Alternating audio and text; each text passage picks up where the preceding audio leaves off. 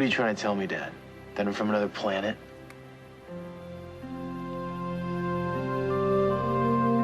I suppose you stashed my spaceship in the attic. Actually, it's in the storm cellar.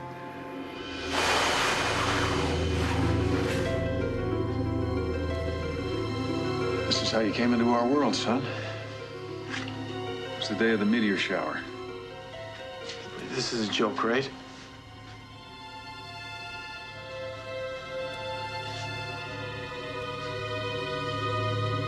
Why didn't you tell me about this before?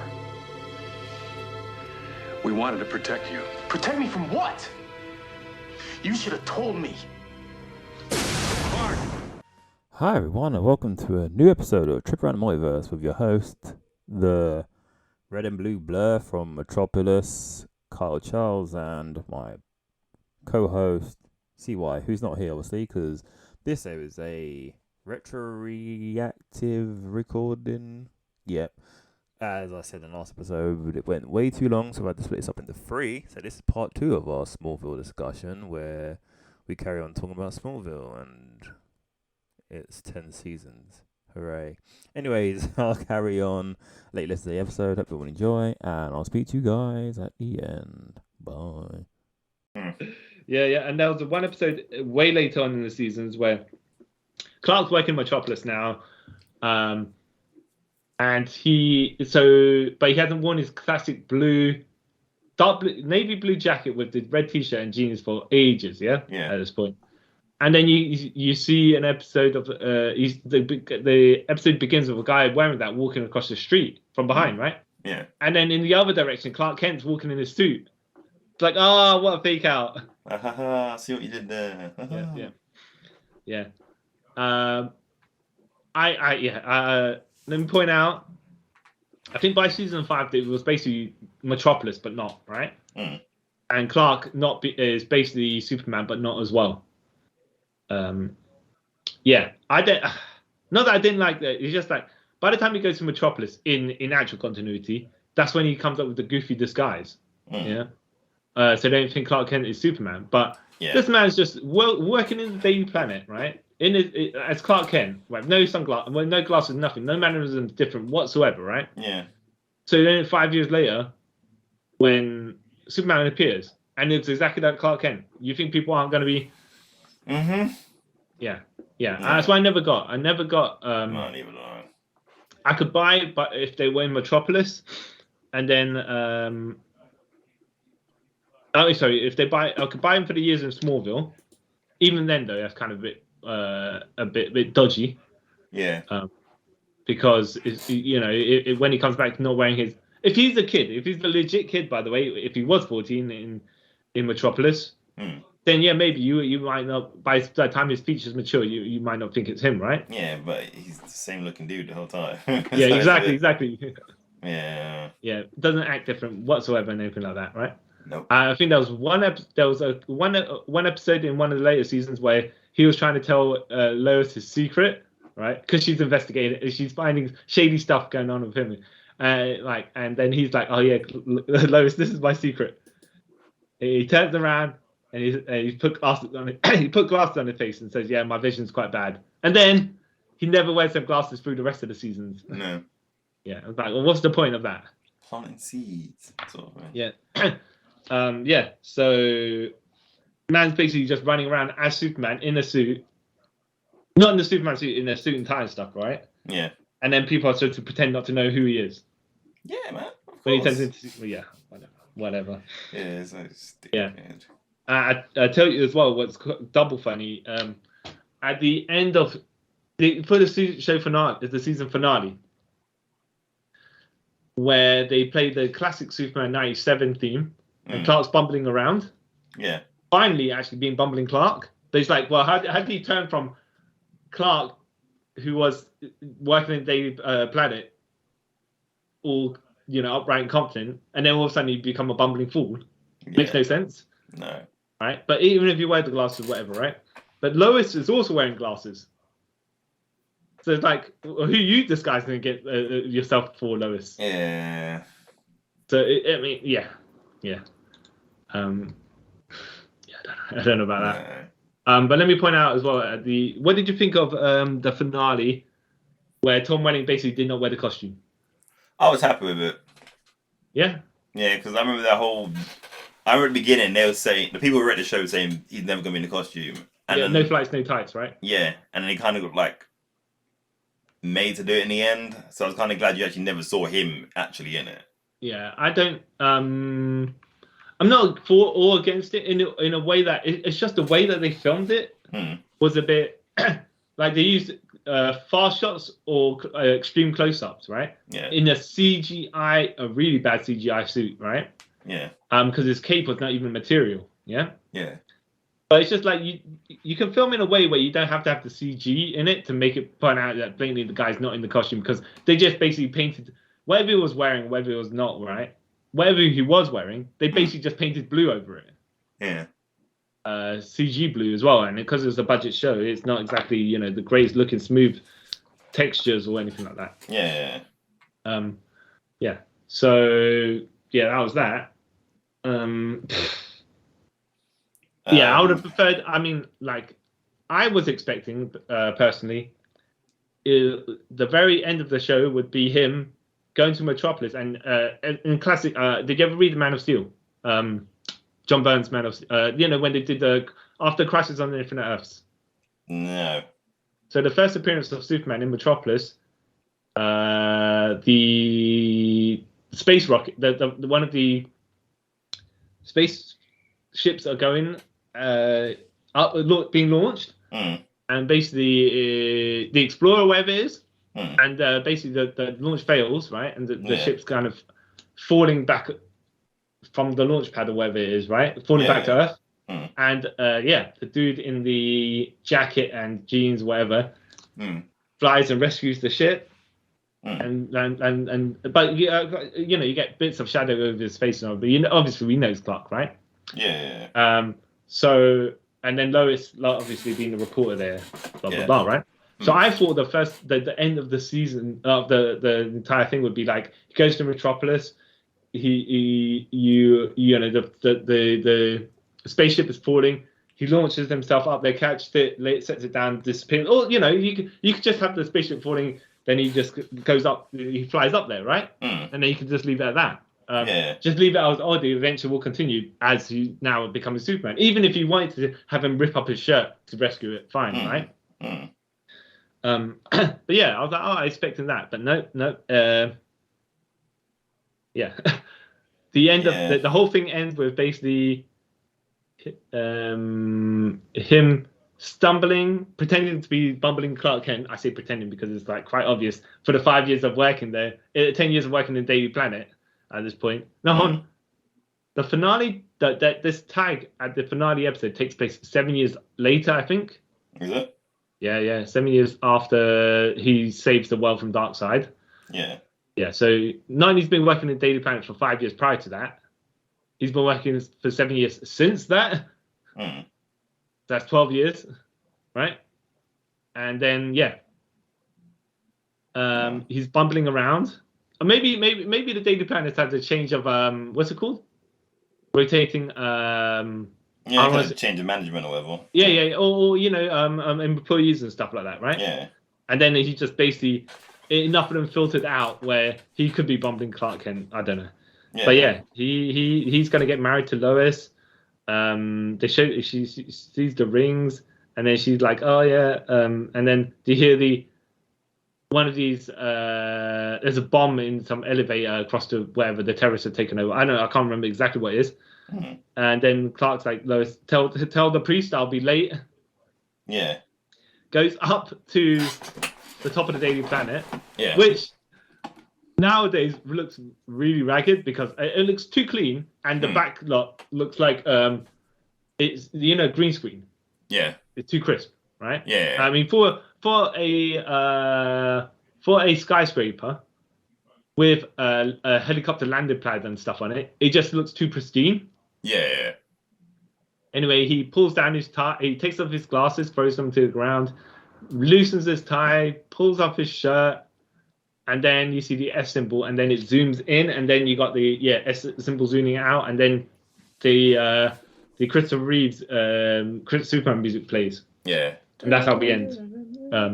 Yeah. I'm like, okay, fine. I mean, makes sense. Yeah. But did you ever think it made him look weak that he could not fly for the entire 10 seasons?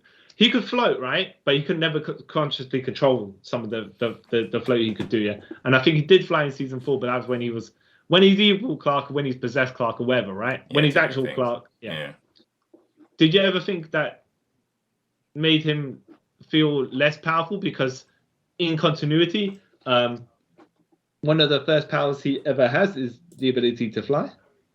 No, I kind of like that he didn't fly. Yeah. Yeah. Kind of, even though it's going to sound really stupid, it kind of made the show feel more grounded. Right. Okay. Yeah. Okay. I mean, yeah. Well, yeah, but that means he had to run everywhere, right? Yeah. Okay. It's pretty cheaper CGI wise, like effects wise to do. So I get that. Yeah. That's fair enough. Yeah. No, I mean I get that about the CG, yeah, but and it wouldn't have mattered too much because they're like, all right, fine. But then Supergirl came along in season 7, right? Laura Vandervoort. Yeah. Kara Zor-el, and she could fly right away. Yeah. And then he couldn't fly, and he's like, well, we have to run everywhere. And then she's not making a mockery of him, but she's like, basically, I want to fly here, Clark, right? And you are going to do what exactly? But wasn't his whole thing that he was scared of flying? Yeah, scared. He was scared of heights. Well, I did like because actually it's quite funny how she was trying to teach him how to fly, and she shoved him out the barn at one point. But I did like how he finally did fly in the end, in that final episode of season 10, where Lionel Luthor, possessed by Darkseid, shoves Clark, right? In the barn, right? Somehow he just face him down in the barn, whatever, right? Yeah. Shoves him, and Clark goes crashing through parts of the barn, and then he has the flashbacks of all his time in Metropolis, how he'd become the hero he is, whatever, right? Yeah. And when he has, after all these flashbacks and of him showing off some of the powers he had and some of the rescues and stuff and whatever, right? A little montage. Yeah. And it zooms out of his eye. He's basically static in the air while stuff is like dropping behind it. Like, you know, when you obviously smashing people through whatever, the everything else still has its gravity. Yeah. Right? But yeah, he's just floating in midair, and he's like, "Oh, I'm flying now." And then Darkseid, Lex Luthor, Lionel Luthor possessed by Darkseid, like, "No, how can this be?" All right, and Superman does it. Clark does the Superman double fist fly right through the guy. So basically murders his body, right? Even though he's dead already. Yeah. Yeah. Yeah. And I was like, okay, they built to the flying quite for that payoff quite well, actually, I thought. Even though I was like, well, man's taking ages to learn to fly. Yeah. So that was I found quite neat. Some random other bits I found quite neat was how Green Arrow was basically Batman. Yeah. Right. And one time he broke into Chloe's apartment, or Chloe or Lois's, I can't remember which one, right? I think it was Chloe's. And she bust out with a taser, and he grabbed the tea tray and blocked it, right? Yeah. And then she pulled out a horn, you know, the signal horns, jigs, to block, like if you're in danger or whatever, right? And he just shoots an arrow through it. Yeah, no, okay. Yeah. I was like, okay, that's very Batman-y to how you disarm her, whatever, right? Yeah. But yeah, that's a random thing I remembered for that. Do you remember season? Do you remember some of the other people that were in love with Lana Lang? No, I'll try to back it out. So season 4 had episode 4 had the X-ray episode. Had Tina Greer, right? She was obsessed with Lana, like, oh, we could be twins, Lana, dressed exactly the same as her. And like, hold on a minute, you're a white girl, right? Yeah. You're a brunette white girl, right? You don't look nothing like her. Facially structured and all that stuff, right? Yeah. I even got a kryptonite necklace, whatever, right? And then, but she's got shapeshifter ability. You can't. Why didn't you just shapeshift into okay. The logic was she wanted to be with Lana because best friends, whatever stalker obsessive thing you have, yeah? Yeah. Well, no, yeah. Kind of. I think in some ways she was like, she wanted to become Lana. When she appears in season 1, episode 4, it's like she wants to be like Lana, right? Yeah. There's a little bit more depth to this because I'll go into it in a minute. But she's like, dressing like Lana and stuff like that, yeah? Yeah. These are 14-year-olds as well, yeah? And I think after Clark deals with her, and then she goes to Tina Greer. Yeah, Whitney goes to the army, whatever, right? Yeah. The episode starts with Whitney in the army. I'm gonna survive this, whatever it is, can go back to Smallville and be with Lana Lang, right? Yeah. And so then the episode, then Whitney comes back during that episode. Except it's not Whitney, it's Tina Greer, the shapeshifter, right? Yeah. And the realization is this: she didn't want to be like Lana. She wanted to be with Lana. Because, okay. Yeah, that makes sense. She like every other, like most of the males in Smallville has infatuation with her. Exactly. Huh. I was like, all right, fine. I mean, I was like, okay, when you look back at it, you're like, oh yeah, okay, this it might seem this lesbian attraction came out of left field. Yeah. But it kind of doesn't, because she's like, I guess she didn't realize what it was that was drawing her to Lana. Yeah. So I was like, all right, fair enough. Fair enough. Yeah. So that's yeah. There was I don't know if you remember the episode 2, I think. Okay, so somehow, right? Clark has a lot of friends, right? Yeah. In school or whatever, right? That you never met before in the series, but they just appear for that particular episode to tell that particular story. Yet somehow they've been friends for years. Yeah. Yeah. So one of these guys, he's got a bug collection. Yeah. And then his mum saying, "Oh, these are what's it called? Disgusting things." Blah blah blah. You take them out. You get rid of them before I just get rid of them for you. Papa Roach is playing in his when he is in his car to drop off his bugs, who are kryptonite infused, by the way. And then they start stinging him. Right? He crashes his car. They sting him. And then next thing you know, all his pimples on his face has disappeared. His glasses are gone. He's all buffed up as well. He's trying to make the moves on Lana as every single man in Smallville and women, some of them do. And Clark has to deal with this guy. He kidnaps Lana, right? Yeah.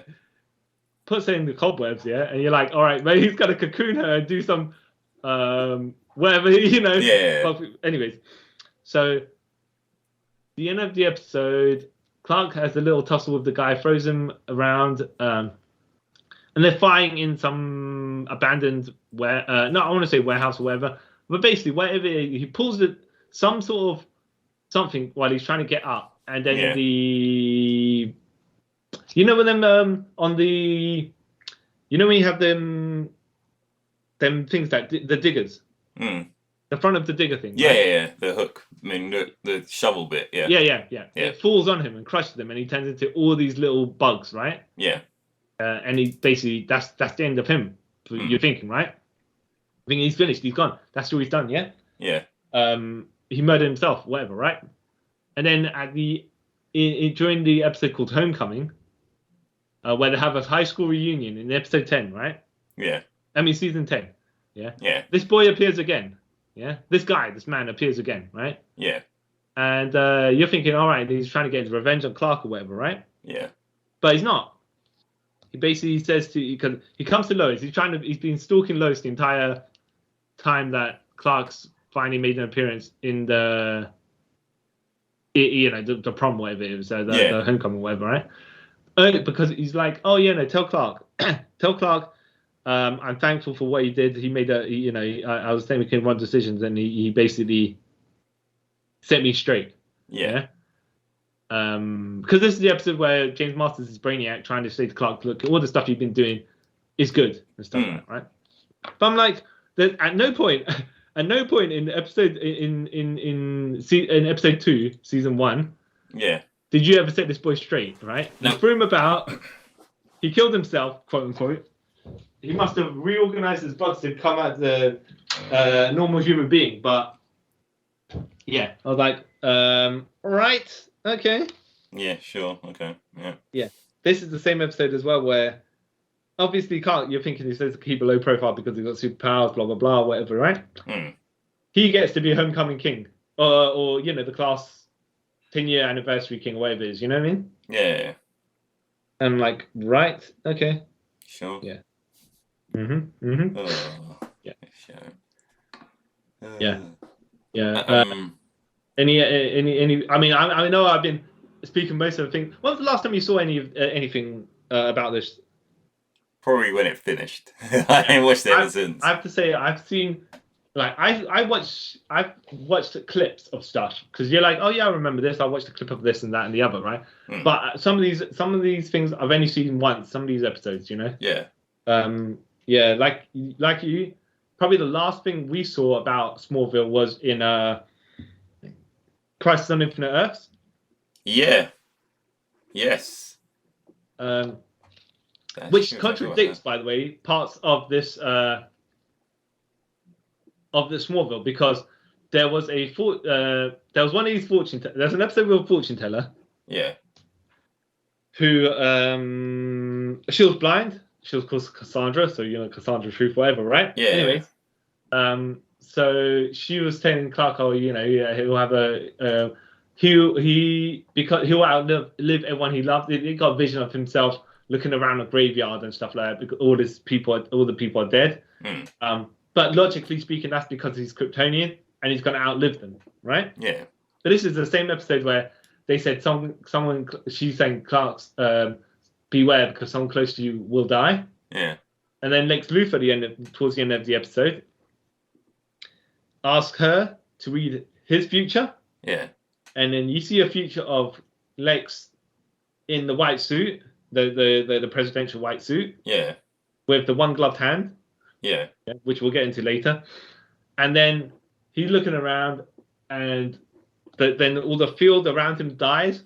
He looks up, the clouds gather, and then it rains blood on him. And then it goes back to, the vision ends, right? Yeah. And then the blind lady just staring at Lex there, and Lex is like, what did you see? What did you see? And the blind lady, I think, just kind of is frozen. Basically, she's dead, right? Yeah. And so the vision of Lex Luthor's presidential win, or whatever you're going to say, killed her. Yeah. She was the person that was close to Clark that dies. Ooh, right. Yeah. Lame. Yeah. Another episode as well later on where this boy was having visions of the future. Yeah. And basically saying, "Oh, Clark, I can see everyone's future, but yours seems to be endless. It's like you don't have an end." And then you see a part of the vision where you see the floating cape with the S flying on it. Yeah. So then Crisis on Infinite Earths happens, right? Where Clark gives up his powers. Yeah.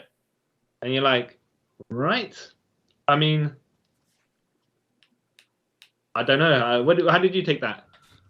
That he changed his future. That's how I took it. Oh, I thought it was this, right? He said he basically gave up his powers. He had his twin girls with Lois Lane, right? Yeah. And he says that is greater than any superpower will ever be. Okay. Yeah. And I was like, first of all, Tom Rennie, you're a troll, but I like it, right? Yeah. You never wanted to wear the suit, whatever, right? Yeah. And then you basically troll the people that are watching this because they think you're going to wear the suit finally. Congratulations. I found that a massive joke. Like, when Roman Reigns was number 30 at the Royal Rumble. Yeah. Yeah, I was like, oh, yes, he's ingenious because he now is Vince is genius because he's setting up people to deliberately boo Roman because he knows. Yeah. Anyways, so I was like, Tom Rennie, your line of thought is great. It's hilarious. But then at some point, it could be he gets his power back at some point and deals with and then he can continue as Superman. It don't really affect anything. It's just that particular 5 minutes of that time Mm. of his life at that point. You know? Yes, it could contradict the show. I mean, it does kind of contradict the show, but whatever, right? Not really, because then you could say that with like all comics and stuff. All That's true. comics contradict themselves when they have the future one. Like everyone, oh, this future's different because this, that, and the other, whatever. So Yeah. I don't really see it as that. Maybe he thought on his Earth they got Supergirl, they don't need Superman.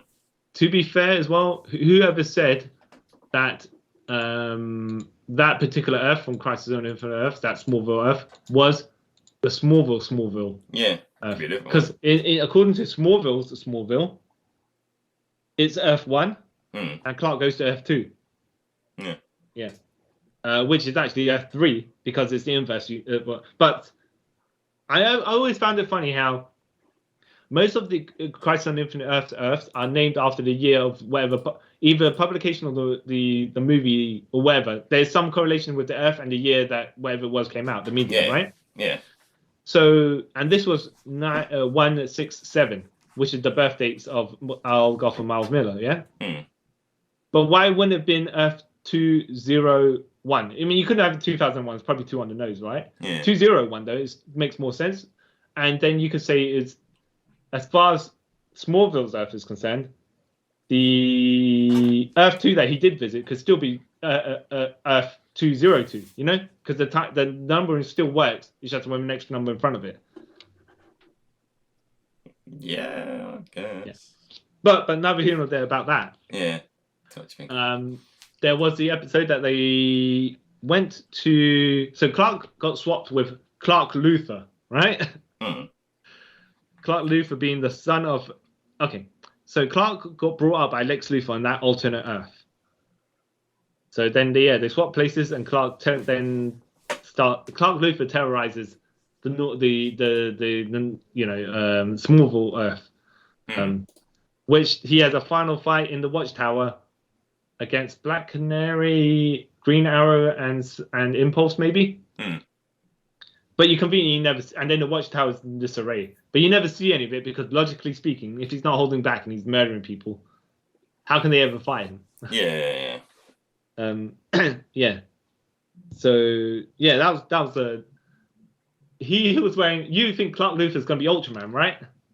No, I just didn't think of that at all. But you would think that, yeah. Yeah, I think he was Ultraman, but not Ultraman. Okay, yeah.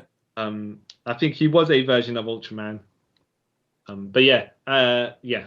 So that was that. What did you think of? Oh, hold on, we didn't finish talking about.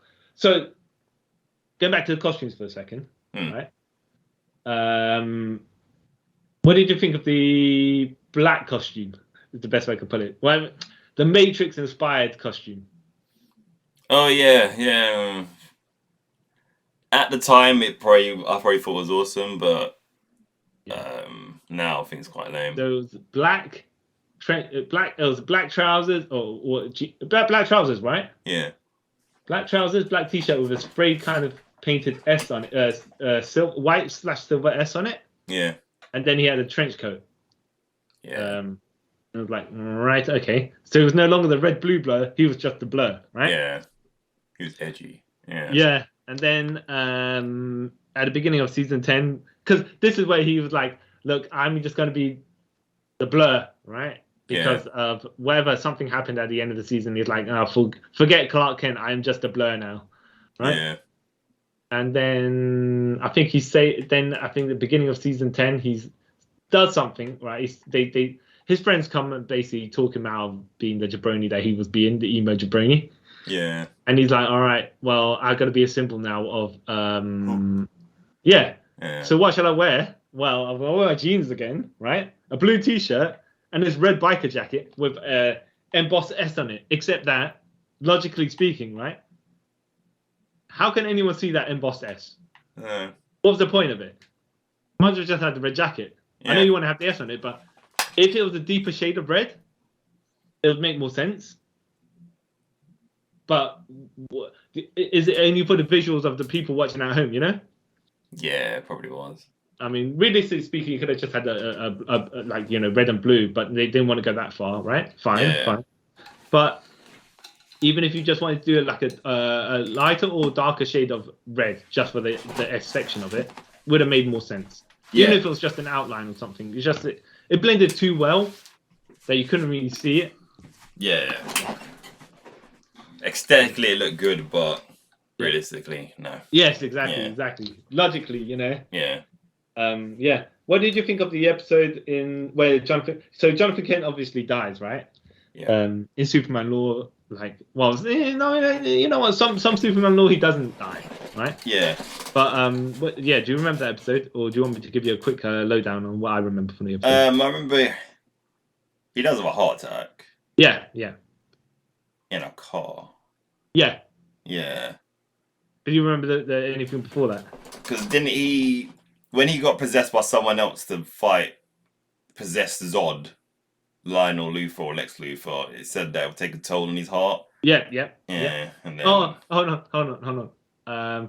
Yes. Okay. No. Let's backtrack a little bit. I think that's the beginning of the season. Yeah. Mm-hmm. And Clark was who was Clark possessed by? I can't remember. Right. But Jor-el gave Jonathan powers. Yeah. Yeah. In order to fight Clark. Yeah. Or knock some sense into him. Yeah. That's right. Yeah. That's all I sort of. Okay.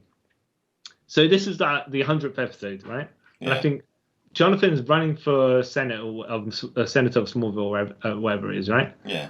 Against Lex Luthor, who also wants to be Senator of Smallville, like to be out of his own dad's shadow, yeah. Yeah. So it's like not the no-win scenario, but like, come on, what's gonna happen, yeah? Because someone's gonna lose. And I think in this episode, what happens to Lana? I think Lex gets drunk because he loses. Yeah. Drives his car in Smallville and crashes into Lana. Okay. Yeah. So then Clark goes to Jor-el and says, "Look, I don't want Lana to die. Blah blah blah." Jor-el said, "I can reverse time this once for you, yeah. But then second time, if consequences happen, you have to remember you can't change everything, right? Yeah. And you can never do this again. Just let this be kind of a lesson to you at the same time, right?" And so, Lana doesn't die. Jonathan wins the thing. I think Lex gets drunk but goes elsewhere. Then Lionel gloats to Jonathan. Did you think? I can't remember exactly if this is true, but did you think you won the thing by yourself? I bought you all them votes, whatever, right? Now you're under my thumb, yeah.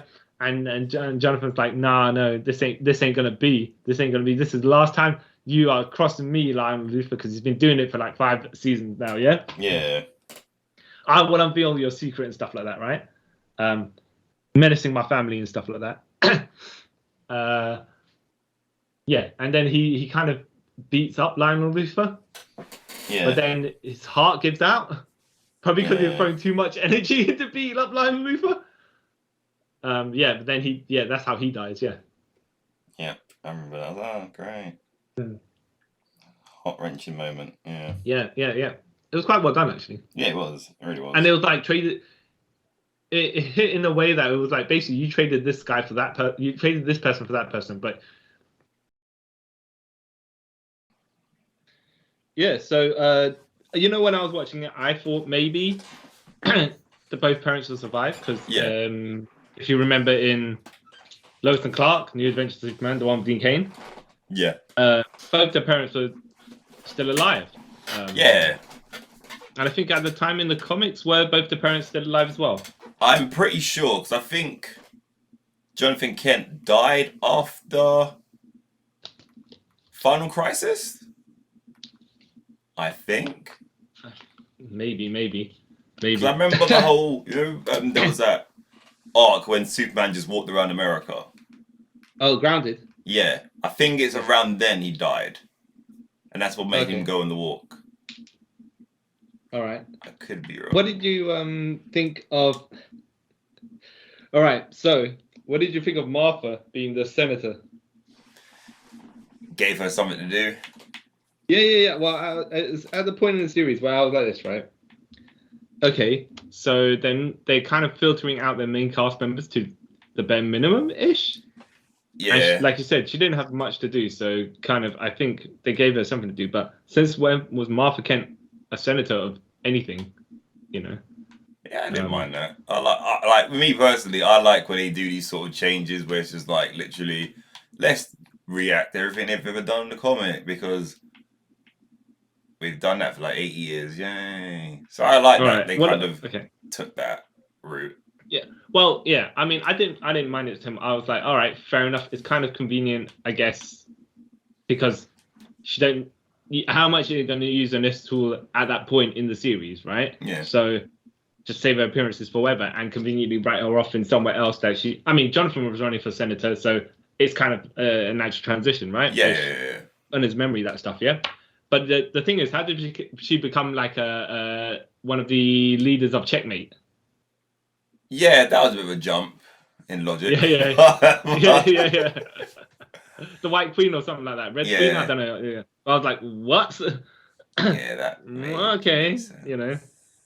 I mean, hey. Yeah, I remember that made no sense to me, but yeah. Sure. Did you do you remember the episode? I think season 2, I believe, where they were Clark was investigating the Kawachi caves, and the whole reason about the caves existing is because of the Naman, who has the powers of 10 men and whatnot, right? And there was a guy one of the guys who tried to, one of the other students, basically got the knife that had the power. Basically, there was the Naman will come from the skies and everything, and they're obviously talking about Superman, right? Yeah. The Clark, yeah. Yeah. And then one of these then Clark has to stop the guy got some other student, I can't remember the exact story, some other student got the knife and then he got the powers of the Naman, right? And then I think LexCorp was trying to destroy the cave, so he's like, I'm gonna just go and kill Lion Luthor and the Luthors and whatnot, right? And I thought, okay, so are they talking about Superman or are they talking about Shazam, Captain Marvel? Because they're only talking about the physical powers and never said he has lasers from his eyes and stuff like that. I was like, oh, are they going to do like a forward-thinking Easter egg? You know, because of super speed, super strength, invincibility and stuff like that, right? Obviously, I did not go that way. Yeah. But there was something at the end where, so the enemy of the Naman, what's it called? Something about his greatest enemy, and who will try to take his powers or something like that. I can't remember exactly what it was, but basically, the knife that has the power, if Naman's greatest enemy will touch it, it will disintegrate. And so at the very end of the episode, the Lionel Luthor's there, of course. Lex Luthor's there because I think they've been kidnapped by the dude that's trying to kill them. Yeah. Clark is of course there. I think he knocks the knife away from the guy and it flies over to a tree stump that's near Lex and Lionel. Okay. And then they both reach for it at the same time and it disintegrates. And you're like, ooh, you know? I mean, obviously we know who's going to be his greatest enemy, but I think at that point they in the show they were trying to be like Clark unsure who's his greatest enemy is because Lex is his friend at the moment. And Lionel is being a bit of a manipulator to everybody. Yeah. Do you remember much of Lionel's shenanigans? Not. I remember more when he sort of became good because he's near-death experience. Wait, he got possessed by someone, innit? And then he became like the Oracle of Krypton, and he was all like, Clark, I'm going to help you because I've seen the evil ways and blah, blah, blah, blah, blah. Yeah. Something like that, I believe. Something like that. There was also a bit later on where Lex killed him. Yeah. That Lionel's Earth 2 version came as well to Earth to get redeemed. And they were like, I think, so Tess was being kind of the big bad-ish. Yeah. That's Mercer. And they were like, well, that's not... so when F2 Lionel came over, and she's like, well, no, he can't he's not the Lionel from he's trying to pretend he's the Lionel from this world, but he's not, right? Yeah. And eventually they get his fingerprints, and because it's mirror universe and reverse, they're like, well, he might look like Lionel, but he isn't Lionel because his fingerprints and whatever retina scan is not the same as normal Lionel. It's like, oh, okay, all right, I suppose. I mean, that makes sense, I guess. Yeah. Exactly. There was an episode where Tony Todd was Candyman. Well, no, he wasn't Candyman. He was Candyman. Yeah. And he was looking for some level 3 or whatever it is, right, in the power plant. Yeah. Luthor power plant, right? That Lionel's told Lex to take control of, whatever, right? To run, and Lex goes to Lionel. Look, this guy is saying there's, he's a hostage situation, whatever. And Lex comes over there because he's like, I want to speak to Lex Luthor because he's running the plant, right? He must know where level 3 is. Yeah. Obviously, Lionel comes over there because Lionel knows exactly what's going on. Except that Lionel says, level 3 does not exist, right? Mm-hmm. And then Lex goes in there with Clark, right? I think Lex goes in there to give himself up as a hostage or whatever, right? Yeah. To help this guy because he obviously doesn't want the kids to get in trouble. This is in season 1, of course, when he's, full on kind of trying to be good, good Lex Luthor. Yeah. Before he gets like gaslit to become a bad guy. Yeah. Yeah, exactly. So he goes in there. Like all the kids get out. Clark goes by him. And Lex says, look, I'll deal with this. I'll help with the level 3 stuff, right? Mm. And Clark, he's about to exit, and then he just runs back to try and help Lex. And they get to the 3rd floor. It was behind a wall. No, Clark goes to try and find level 3. It's the wall. He uses X-ray vision, and it punches the wall down, and there's an elevator, right? Mm. Yeah. And then he says on the speaker, I found level 3, the elevator. If you go in here, you whatever. So it takes Tony Todd there. Lex takes Tony Todd there. And Tony Todd says to Lex, I knew you Luthors weren't to be trusted, right? So inadvertently, Clark once again made Lex take the blame for something that he had nothing involved in and just made him seem like an outright liar to Tony Todd straight up, right? Yeah. Because if level 3 is there, if the elevator's there, yeah. But allow it behind rubble or whatever it is, right? That Clark will punch the wall. But now the elevator presented that it's actually there after Lex saying that it wasn't. So the downfall of hitting. Yeah. When you think about it, Smallville literally like till Lex gets quote unquote killed. Yeah. It's just, and it's the whole thing's really about Clark gaslighting him and then turning him into like the maniac he becomes. Yeah. After like years of being told that lies and also getting many concussions. Yes. And not only that, I mean, we'll get to, and then Lionel Luthor being a heel, a face, then killed, then inverse version of Lionel coming along to do a heel face turn as well. Yeah. And then saying that Clark is better than Lex in every single way. Yeah. He's my true son for a weird random thing. Like, okay, that's weird. Just to finish that level 3 thing. Mm-hmm. So after the whole after they kind of rescued like Tony Todd. Yeah. There's a massive walkway they're walking on, and he's like all the experiments, there was dust cropping and stuff like that, but there's nothing there. It's empty. Yeah. So then he starts shaking and shakes the bridge, and then Lex holds on to him, and Clark holds on to him. Yeah. I think, and they kind of rescue him, and they take him up, and then afterwards, when Lex gets up there, he speaks to Lionel and says, "Level 3 does exist. I don't know why did you say that it doesn't? Like, what were you doing?" And then Lionel just kind of points at his head, Jeff Jarrett style, his brain, and says, "Plausible deniability. I told you level 3 does not exist, and it doesn't. That is an empty whatever it is at the moment." And it's like, wow. Clark, you're probably learning your gaslighting skills from Lionel Luthor. Yeah, the king of it. Yeah. This show is hilarious. You gotta love it. Oh, did you know it was pitched as a Batman show? Yeah, then they changed it because wasn't it they had plans to reboot the Batman series? but yeah, didn't. It was, Batman Year One. Oh, geez, that drink. Well, Batman. I read the script for that. I mean, it's got Big Al. All I can say is Alfred's a big black mechanic. Big Al, and he's got a son called Little Al. I think something like that. Huh. Yeah, bit wacky. Sure. Yeah. Anyways. Yeah.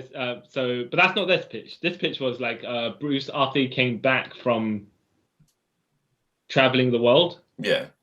And then you had Harvey Dent as his best friend. Right? Okay. Who Harvey Dent, who talks to his mum about something, right? Yeah. And then his dad's on the other line. He talks to his dad about something, and then he starts playing them both against each other because he's two-faced. Don't you know? Oh, jeez. Right. And then he has randomly got a sister that is going to be Bruce's love interest. And while there's cat burglaries going on, in the city. Yeah. And he's helping Gordon against the and Bruce is kind of in his ninja guise helping Gordon against the gangsters of Gotham. Yeah. I mean, it wasn't, like the Gotham TV series. Yeah. It wasn't quite like that, but I think that they took elements from that. But yeah, I don't know. I think that. Yeah. Okay. I mean, Bruce is meant to be 18, 19 at this point when in the Batman, the original pitch. Yeah. Yeah. So I was like, okay, not. It's interesting, but then when you see Gotham, you're like, well, kind of not really ish. Yeah. But yeah, end up being like, okay, let's just trade Batman for Superman, and we'll do that instead. And I was like, okay. I guess. Sure. I do have to say about this show though that basically he meets all his villains before he meets them. He's supposed to. Yeah. I always had a problem. Actually, I didn't mind it with some villains, but some was like, that makes no sense. I.e. Doomsday. Yeah. Okay. Oh, hold on. Let me get to a minor one first, and then we'll get to Doomsday because he's a whole story arc in himself. Yeah. There was one episode that he encountered Toyman. Yeah. I don't know if you remember that. And then basically it was you remember reading Batman Hush? Yeah. Where Batman says to Riddler, look, you won't give even though you know my identity, you won't give it out because a riddle that everyone knows the answer to is useless. And Riddler's like, yeah, you got me. You got me good. There, bud. Yeah. Yeah. Toyman's the same. No. That's how the episode kind of ends. The red blue blur in his leather jacket walks to Toyman's cell and basically says, and he said, Toyman's like, oh yeah, I know the secrets of Clark Kent. It's secretly the red and blue blur, blah blah blah blah blah. Ooh, it'll be all taunts. You can't do anything. And then Clark basically walks, just kind of smirks and says, nah, see, Toyman, if you start unveiling my identity and whatnot, the problem is, I mean, it's not even like he's going to threaten him or anything. It's just like, the problem is you'll have no one to play with then. And Toyman's like, all right. You got me there. Yeah. You got me good. Yeah. Yeah. I'm like, right. Okay, I suppose. I mean, it's a cheap way of him not unveiling his identity, but within the logic of Toyman, maybe. But you were saying Doomsday. Yeah. Doomsday, who was like the villain of season 8. Was it season 8? Was it season 8 or 7? Wait, was Green Arrow at this point? I can't remember. Yeah, Green Arrow was in it. Yeah, so it might be season 8 then. Yeah. Davis Bloom, Yeah. played by Sam Witwer. AKA Starkiller from the Star Wars Force Unleashed games. Yeah. AKA Agent Liberty from Supergirl. Did you not? You probably didn't get. You probably didn't get that far. Nope. I will at some point. All right. Okay. So, yeah.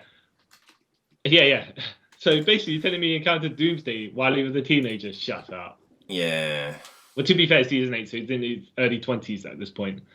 But still. What did you think of the angle where Davis? So okay, I can't remember. My memory's hazy in all of this. All I know is that Davis Bloom was having blackouts. Yeah. Where he turned into Doomsday and started menacing Metropolis. Yeah, and he was a paramedic as well. Yeah. Oh, the irony. Yeah. Right? Yeah, and all I know is that all I remember is that at the end they got separated somehow, Doomsday and Davis Bloom. Yeah. I think this is after. Was he? Okay, so I believe Chloe got married to Jimmy Olsen, right? Which we'll get into later on. Yeah. Yeah, and then he goes and kills him as Doomsday. I think he interrupts the wedding, kills him as Doomsday. Then you're like, oh, Davis Bloom is like, oh no, I think he kidnaps Chloe as well and locks her in the basement for ages as well. Yeah, Or was it the other way? Or was it she had him after he killed Jimmy Olsen because he was trying to help? He was trying to help Davis. Someone gets locked in someone's basement in chains, anyways, right? Yeah. And then he, gets separated from Doomsday somehow. And then it seems like he's got psycho issues because he gets even worse as the Davis Bloom. He gets even worse after he's separated from Doomsday. Doomsday mindless killing machine, and Davis Bloom just like, yeah, I'm just gonna murder people because yeah. I mean, yeah. So I was like, okay, that was a bit. I mean, it was a bit neat. You're like, oh, the monster isn't the monster, the man is. You know. Yeah. Yeah, but. Quite Do you remember how they ended that the fight, the Doomsday fight? I remember. Doesn't Clark like? I remember them having some sort of collision and he taking him into the Earth's core or something like that. Yeah. So I think Black Canary and Impulse were involved in this. And basically Clark charges in there somehow. Yeah, doesn't really do much. I say it doesn't really do much because what happens is, like you're saying, there's some sort of collision. He jumps up with Doomsday into the sky, right? And then I think they come crashing down. Yeah, like when Hulk does that gamma. Yeah. When he jumps into space and brings this gamma meteorite from the sky in the Marvel video games. Yeah. Yeah, Gamma Crush. I can't remember. It's hilarious. No. Was it Gamma Crush? I think so. Okay. Neither case, right? Yeah. They do that. They crash down, and then it basically cuts to Jimmy Olsen's funeral with everyone there, right? And you're like, huh? What?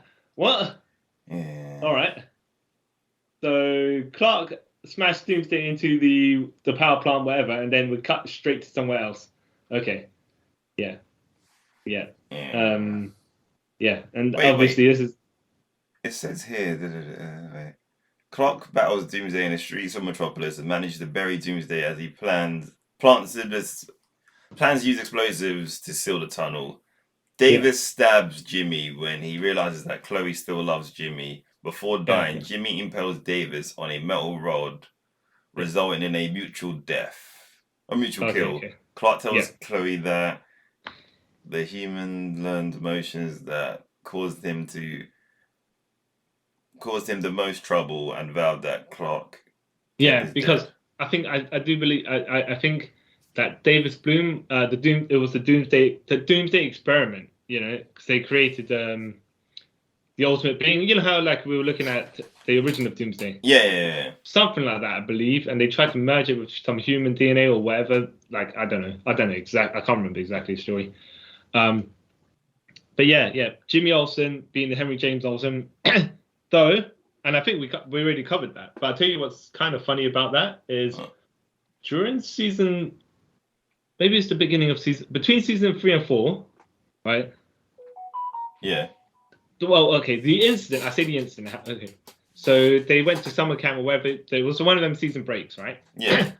And Chloe says that she had a relationship with a guy called Jimmy, right? During that time of summer camp or whatever it was, right? Yeah. And I think it was obviously tried to be a throwaway joke, but she was an interning at Danger Planet, whatever, right? Yeah. They had a hookup, yeah. They had intimate relations, yeah. And then I'm like, wait a minute, Jimmy Olsen, who's supposed to be like what 5 to 10 years younger than Clark. Yeah. And if you're telling me Chloe's like 17 at this point. To be fair, they don't say just some dude called Jimmy, right? But Jimmy Olsen Jimmy, but it was just like, oh, yeah, they were trying to Easter egg it, but you're like, when you put the ages together, it doesn't make any sense. You're like, that makes things a lot more weird. Yeah, exactly. But yeah, then it turns out it wasn't Jimmy Olsen, it was Henry James Olsen, not James Bartholomew Olsen. Whatever. That's all I can say about that, right? Yeah, literally. But, I was like, oh, this is but the other thing is, Aaron Ashmore plays Jimmy Olsen. Yeah. His twin brother, Sean Ashmore, played a villain in season 1, right? It was the guy who got Clark's powers. Wow. I'll cover that in just a second, but I was just like, you would have think people notice you look like this guy. Yeah, you would think that, wouldn't you? But they just were like, yeah, we'll super under the carpet. I mean, as actors, I think the attitudes are different. Yeah. The way they present themselves, something, and he was playing a different colder character. But you would have think, Still. okay, that you guys could look kind of similar-ish, but whatever, Yeah, you're like, oh, that's it. So Sean Ashmore played a villain in season 1, one of the Freak of the Weeks, where he tried to jump from a bridge into the dam or something because his life wasn't great. Clark grabs him. Bolt of lightning hits Clark and transfers his power. No, I don't know if he was listening to some music, right? He had the Kryptonite rock or something like that, right? Yeah. And yeah, Clark saved him, and then the lightning transferred the powers over to Sean Ashmore. Yeah. This is also where later on in the episode, Clark gets backfisted by Sean Ashmore, and he goes flying onto the top of one of the. He goes into the sky and lands onto one of them trucks. Yeah. And Lex sees this, and then it's like, oh, convenient, mighty convenient. It's like, so he sees Clark when Clark has no powers, and he's like, right, so Clark must not be powered. Maybe I did actually. Maybe he did save me from the Porsche crash earlier in the season 1 episode. But yeah, so Sean Ashmore was now walking around the school with his what's it called? The stereos. What, Walkmans? No. The big beatbox ones. Well, boombox. Yeah. And it's playing "I'm a Bone Cracker, I'm a Bone Cracker." I'm like, what? What? And he's got his leather jacket and whatnot, right? Yeah. Trench coat jacket. And then he basically just sets it down in front of the girl that's been making the blonde girl who's with one of the members of the football team, and she's been making googly eyes at him since he got his powers, right? Yeah. And basically, he just decides to make his move, Sean Ashmore, right? Yeah. And sets the boombox down on the lunch table and says, "Hey, you want to get a real man?" or something like that, rude style, right? Yeah. And then the guy, the football guy, because of course, when you encounter someone super powered, right? But your bros are in front of you, you're just gonna have to stand up, like you're gonna fight a guy who's gonna destroy you. Whatever, yeah, right? Of course. And I think he gets bitch slapped as well. And then the girl's like, "Stay away from us, you freak!" And I'm like, hold on a second, right? Woman, what was your plan? Because you make a googly eyes at the guy with the power, so you want to hook up you wanted to get with him, right? Because he's now popular and got abilities, whatever, right? Yeah. So you were willing to leave your guy for this guy, yeah? The new most popular guy, because when you got a popular football guy, you're trying to make up the ranks of reputation of some sort, right? But now that he's caused a little bit of a stir, right? Harmed your boyfriend, the guy who you were trying to leave anyways, right? Yeah. Exactly what is going on. Because now you've made him run off, okay? You can't say, "Oh, boyfriend, by the way, I obviously was trying to hit on that guy, right? Yeah. But now I'm coming back to you because you got hurt." And he'd be like, what is your game, woman? Because you're only with me now because you're hurt. Otherwise, you would have been with him. Yeah, exactly. Yeah. So silly. So I was like, all right. It's so stupid. But Yeah. it makes little tiny sense. Yeah. Something we didn't mention before. The green K necklace that Lana has. Yeah. So in the very first episode, Clark tumbles when he gets close to Lana, he just falls over, and I was like, "Oh, is this how he's going to get his Clark Kent glasses persona?" Because he's it stemmed from that. Yeah. Yeah, so he basically just, method acted. He's like, okay, so it hit me then, right? But later on in my years, I'm like, I'm gonna remember that when I look like a fool, right? Mm. A goofball. Yeah. And I'll portray that later on, so people don't think I'm Superman. And then, obviously, they never use it for some reason. Yeah, for films like shows like this, you can't really use it anyway because it's just like be a weird because you've sort of introduced him as a younger, and because they've kind of already introduced him going to Metropolis and that, it would just be weird that all of a sudden, he's all clumsy now. That's silly. Yeah. I thought they foreshadowed. I think they tried to do a little bit of, we're forethinking here, and then they just never end up using it later on. Speaking of Lana, yeah.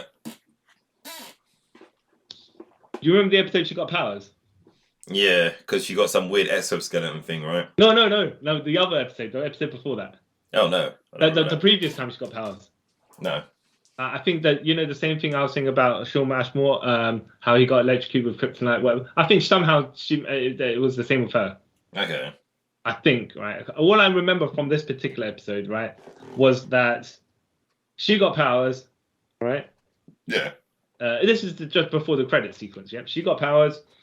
I mean, she saved Clark. The windmill was falling over, and she ran over and saved Clark somehow, right? Yeah. And then they kiss, and then you just see the next couple of scenes like earthquakes happening, right? Yeah.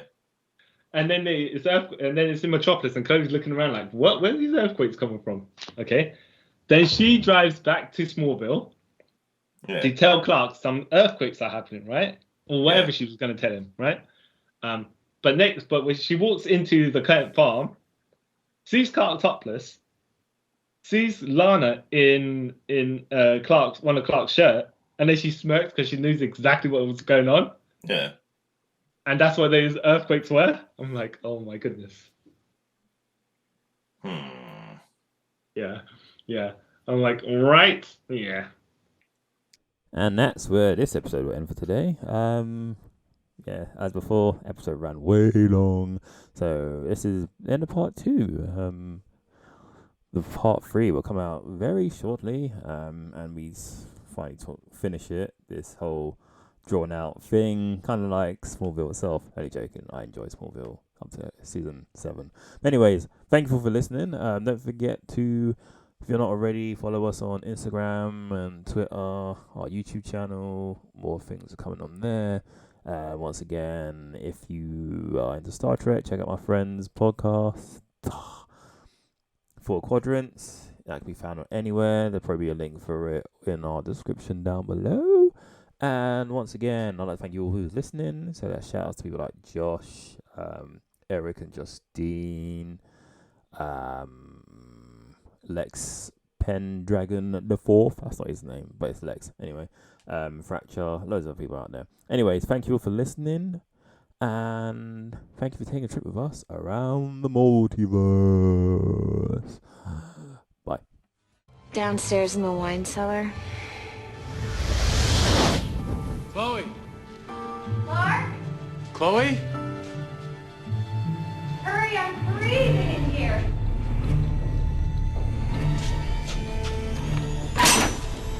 The handle broke, Chloe. Hold on. Thank you so much. Next time you're craving for a bottle of wine at 11 in the morning, go for a red. Yeah, I'm so sorry. I know you'd rather be tied to a boulder of kryptonite than come down here for ground zero of the Luther Lang wedding, but I didn't have a choice. It wasn't my fault.